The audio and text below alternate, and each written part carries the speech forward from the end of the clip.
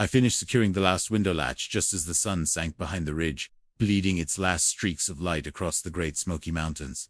For 26 years I had followed the same ritual every full moon, without fail. Lock the windows, bolt the doors, kill every possible draft, make the cabin as airtight as a tomb. My grandfather drilled the habit into me the way other families drilled prayers. And like prayer, it had become instinct long before I understood why. Even now, grown, living alone, I still did it exactly as he taught, clockwise around the cabin, windows first, doors last. Then the attic hatch for good measure. Routine was safety. Routine meant survival. By the time I finished, night had fallen so fast it felt unnatural. As if the mountains themselves were eager to hide from what was coming. Inside, the cabin felt smaller, tighter. The old wooden walls seemed to pull closer. The moment I threw the last deadbolt, it always felt like this on full moon nights, like the forest held its breath and the cabin braced itself. My grandfather used to say it was a pressure in the air, though he never explained what kind. Just that when the time came, I would know. I settled into the leather chair by the fireplace with a book, though reading was impossible on nights like this. The lamp cast a small bubble of warm light around me, leaving the rest of the room swallowed in soft darkness. Outside, Cataract Falls roared faintly in the distance, a sound I'd known since childhood. It had always been endless, tumbling rush of white water. Tonight it sounded different, hollow, like something was using the noise to hide its own footsteps. But that was just my imagination, I told myself. Full moon nerves. The same thing I'd dealt with since I was 12 the year he made me stay inside alone for the first time. You need to learn, he'd said, because one day, I won't be around to lock the doors for you. He never told me what we were locking the doors against. I only knew there was danger. Danger was enough. The fire cracked. The night held its silence. And slowly, like clockwork, on the first night of every full moon, the fear crept in, not sudden, not sharp, but like fog rolling downhill. The first sound came around. 9 p.m., a single knock. Soft. Fingertip. Dash light dotted. Came from the back door, one nearest the tree line. The one nearest the path my grandfather forbade me to use at night. I froze. Completely. The knock came again. A little louder, as if whoever was out there realized I hadn't responded. Then a voice. Very faint. Very wrong. You forgot one. My chest tightened so hard it hurt. I knew that voice. I knew it perfectly. It was my grandfather's. Except he'd been dead for 9 years. I didn't move. Didn't breathe. Didn't blink. My grandfather warned me this might happen, that something would eventually come to the cabin, that it would speak like someone I trusted, someone I loved, and that I must never, under any circumstances, open the door. It's not a person, he had whispered once, no matter what it sounds like, no matter how much you want to believe. Outside, the voice grew smoother, warmer, almost pleading. Let me in, kiddo. It's cold out here. He used to call me that when I was small, kiddo. Usually after catching me sneaking candy before dinner. The memory hit so hard and so fast, but for a moment, I actually felt my hand drifting toward the lock. Then I stopped myself. No exceptions. I whispered to the empty cabin. No matter what you hear. The voice outside scratched at the edge of the door. Lightly, rhythmically, like fingernails tapping wood. Tap, tap, tap. Then it changed, deepened, lowered, stretched into something that was not a human voice. At all, you're alone in there. You shouldn't be alone. Let me in, and I'll keep you safe. I shut my eyes and forced myself to breathe. The tapping turned to scratching.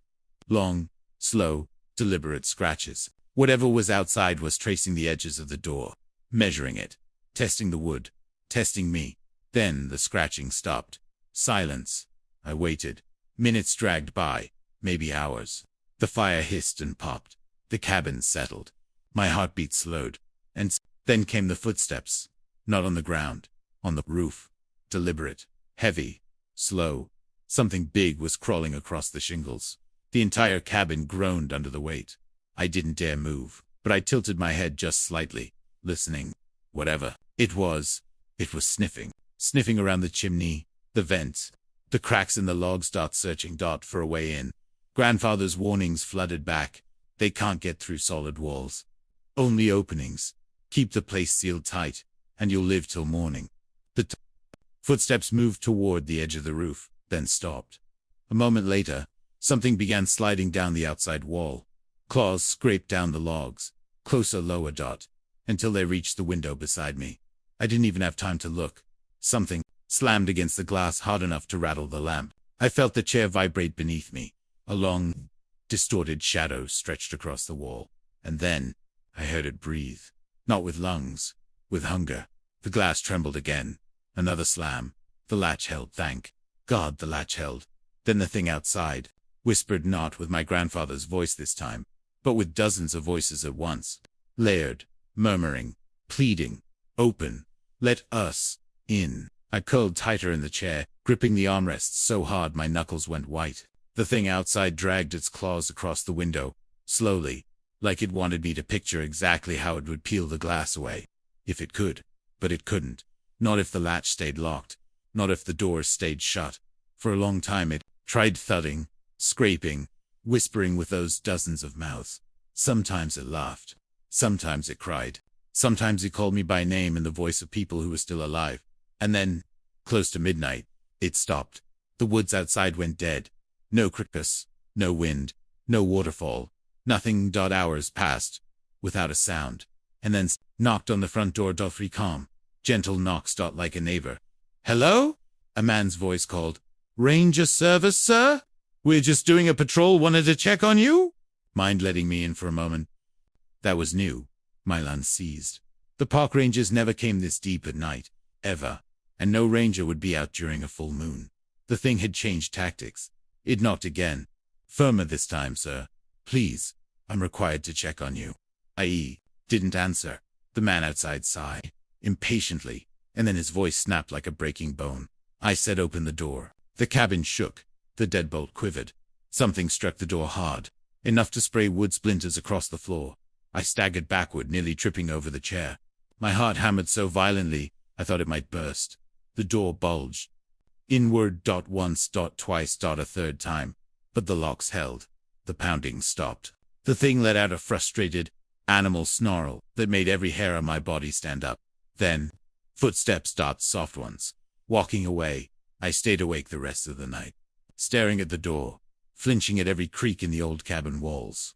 When dawn finally broke, a thin, gray line creeping across the window, the pressure in the air vanished.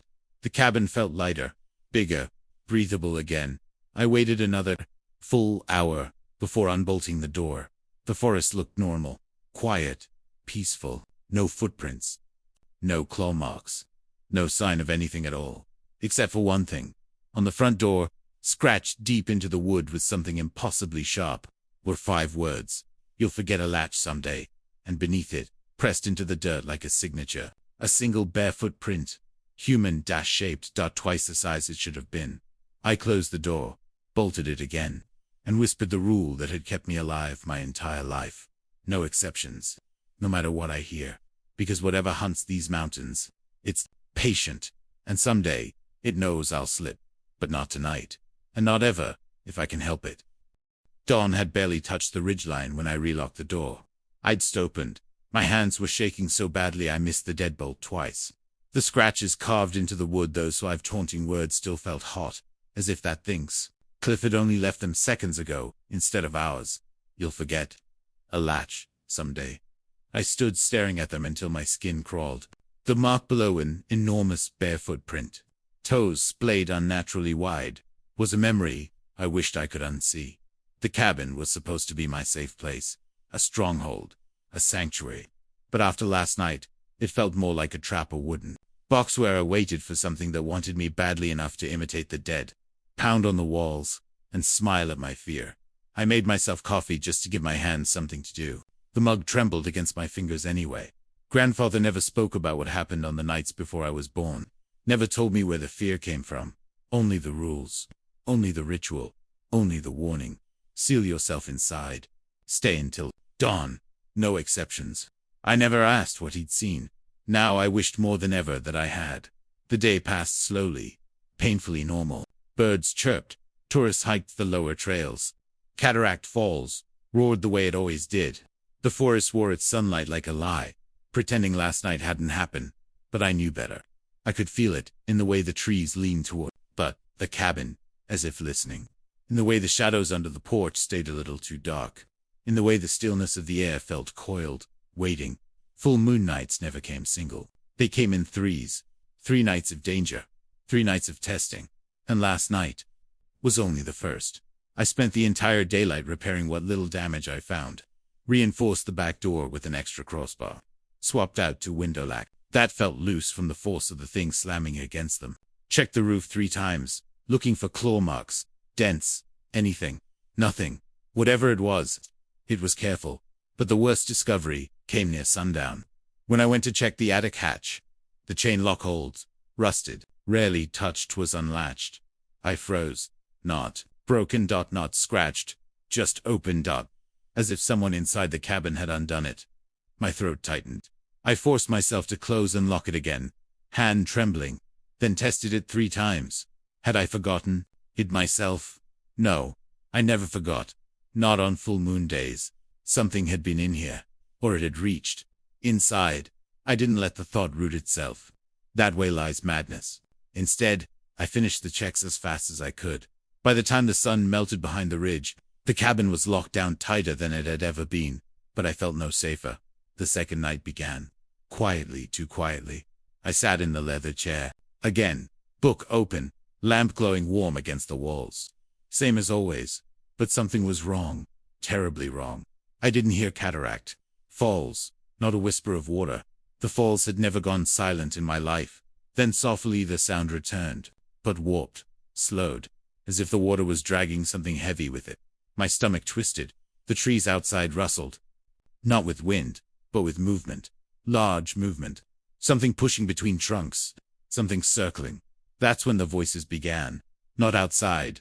Inside. They whispered from corners. From walls. From the attic above me. You shouldn't stay here. Come outside, kiddo. My grandfather's voice again. Softer this time. Sad. Almost tired. You're not meant to live like this. I shut my eyes. Not real, I whispered. But the voice responded immediately. Yes, I am. I dropped the book. Something moved across the attic floorboards. Slow and dragging. Step. Scrape. Step. Scrape. Like an injured person crawling. The attic hatch trembled. No. No. No. No. I backed toward the fireplace. Staring up at the ceiling. Step. Scrape. Close it. Right above me now. Step. Scrape. Then. Knock. A gentle knock on the attic. Hatch. 3 soft taps. Almost polite. My breath hitched. The voice above whispered, muffled through the wood. You forgot something. I covered my ears, but it didn't help. Tap. Tap. Then the lock on the hatch rattled just once. Testing it, thank God I had checked it. Then the attic went silent again. To silent. The kind of silence that meant it was waiting. The fire crackled sharply, making me jump. Something outside the cabin laughed, long scraping. Broken laughter, like someone learning how to mimic the sound. I curled into the chair, heart pounding, staring at the attic hatch. It was the one weak point. The one place inside the cabin I never thought to fear. The hours stretched painfully. The voices whispered. The footsteps circled the roof. Something dragged claws across the walls as if tracing each crack in the logs. At one point, something pressed its weight against the front door, so gently the wood didn't creak. It bowed. It stayed like that, pressing, leaning, testing, for almost an hour only. When the sky outside shifted from black to charcoal gray, did the pressure lift. Only then did the voices fade. Only then did the footsteps vanish. The moment dawn broke, I ran to the attic hatch and yanked it open, ready to see claw marks, footprints, proof. Instead, I found one thing, a single item that didn't belong to me. Lying at the top of the stairs, my grandfather's old pocket knife. He'd been buried with it. My knees buckled. I grabbed the banister to stay upright. Something had been inside, and it had left me a message. Not carved into the door, not whispered through wood, but placed gently, deliberately, where it knew I'd find it. On the dusty attic floor, next to the knife. Or more.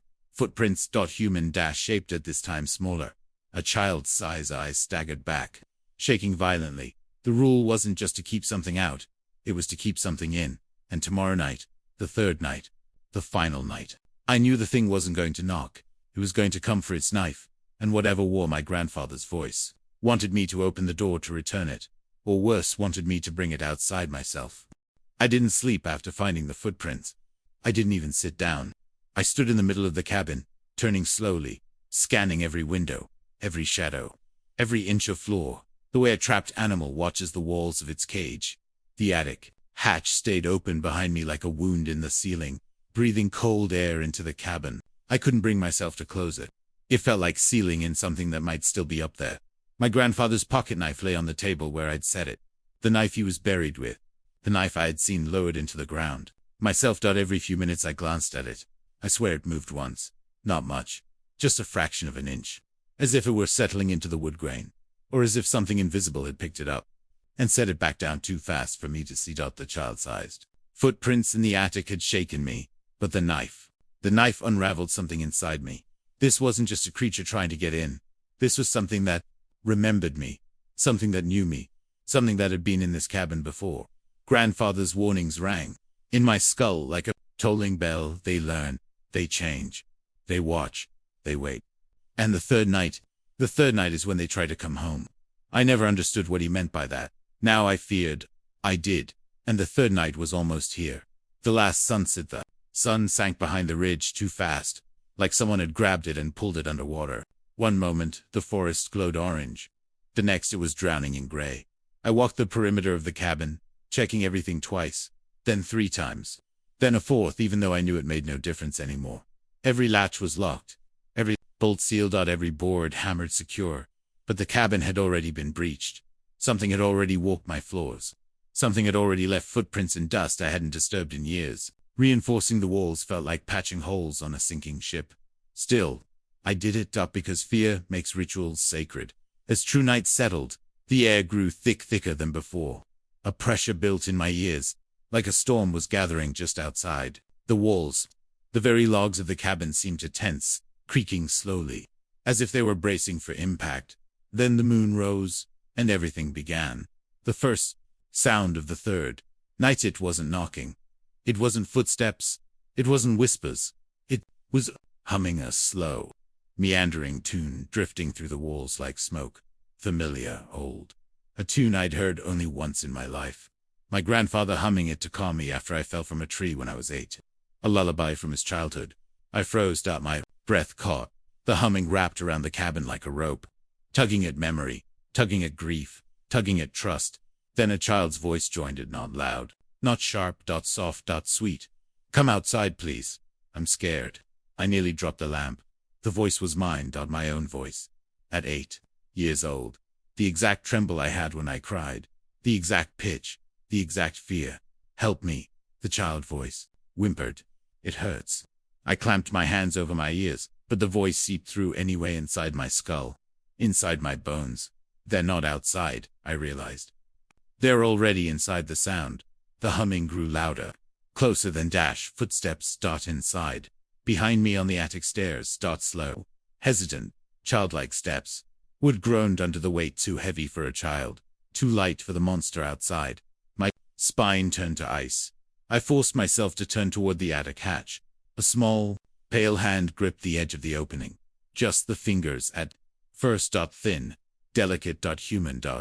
But the shadows bending around them were not human at all. The hand curled, gripping the wood harder. Then the voice, my child voice, whispered from the dark above. You forgot a latch, kiddo. My grandfather's pet name. Spoken in my stolen childhood tone. The voice that followed it was deeper, older, hungry. Double quotes. Come home. I stumbled back, knocking over the chair. The lamp flickered violently. Something above scraped against the attic boards, like long limbs unfurling. The pale fingers tightened on the hatch.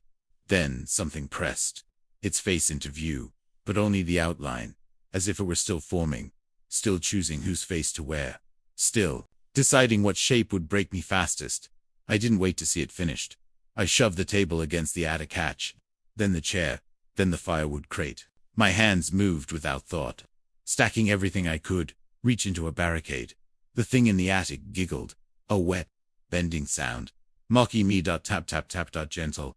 Knocks on the hatch from the inside. Let me down, it crooned. I don't like it up here. It's dark. A rush of cold air blasted down through the slats, carrying a smell like damp earth and old graves. I stumbled backward toward the door, and that's when all the windows blew open at once. Not shattered. Not cracked, just opened. Every latch. Every lock. Every bolt. Every single one loosened. with a soft metallic click. The clicks echoed like gunshots in the silent cabin. My blood ran cold. This was the night it had warned me about. The night it knew I would forget a latch, but I hadn't forgotten it had waited until I'd finished checking all of them, and then unlocked them itself, one by one. Unseen fingers lifted every window an inch. Just enough. The outside world exhaled into the cabin a cold, terrible breath. The forest went silent. Then the thing outside stepped forward. Not one, not two, dozens. Shapes, moving through the tree line, tall and human-like, small and childlike. All of them wrong, all of them. Wearing faces, melting, stretching. All of them, turning their heads toward the cabin at once, smiling with too many teeth. My grandfather's voice, hundreds of versions of it, whispered in the wind. Third night, kiddo. Time to open the door. I grabbed the pocket knife. It burned in my hand like ice. The attic creature shrieked behind me. The shapes outside pressed their faces to the glass. The cabin held its breath, and I understood the truth. My grandfather hadn't locked himself in. All those years he'd locked them in here with him. And tonight, they wanted out. All of them. And they wanted to leave wearing my face.